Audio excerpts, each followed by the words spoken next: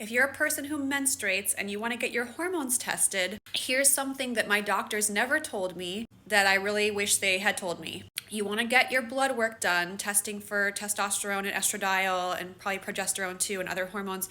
You want to do it on day 3 or 2 or 4 of your period. So don't take my word for it. Here is Quest Diagnostics suggesting this very thing. If you have a period during your cycle, it's best to have your sample collected on cycle days 2, 3, or 4, where day 1 is the first day of your period.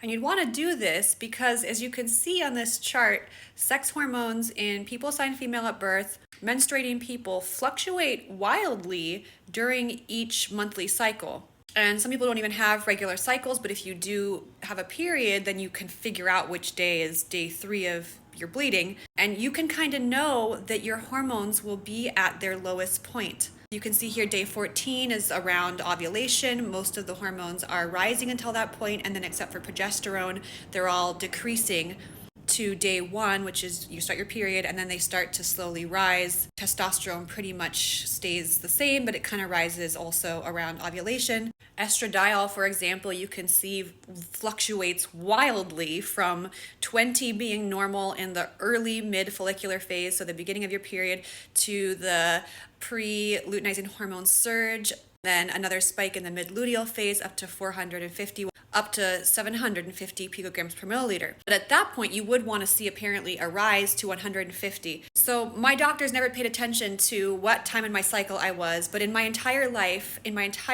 of testing my hormones, and in most of the time not knowing when I tested because no one told me it was important, I've never seen my estradiol higher than like 35. I think maybe once it was 47.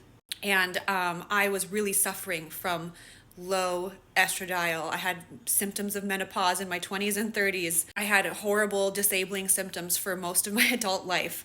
And I was always told that my hormones were normal. I think the last time I tested my estradiol on day 3, it was like 26 picograms per milliliter. So at the very least, you could say that I don't have to worry about having too much estrogen, right? And I think that's important in a world where doctors are still acting hysterical about the dangers of estrogen replacement, even localized vaginal estrogen replacement, which in my case at least has not had any effect on my blood levels.